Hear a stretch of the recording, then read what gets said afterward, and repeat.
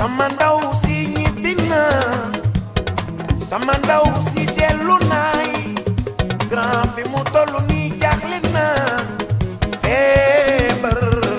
Ñu rey yow yaa ko def danga waroon a faagaaru feebar bi moo tax mu daw danga waroon a faagaaru Yéen dey leen fàtte ngeen ni yàlla buur bi mooy dogal lu ko neex. Déedéet wax ci dafa yomb. Yaa ngi sànni xeer. My name is April Williamson. I'm an environmental education volunteer and Peace Corps volunteer leader in the Department of Linguère in north-central Senegal.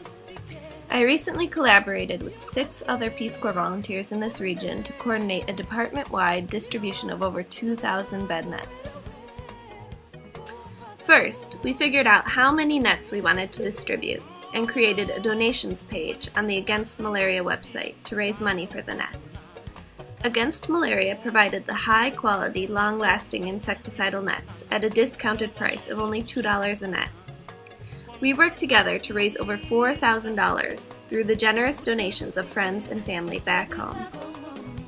Then, last year we enacted a pre-distribution education campaign.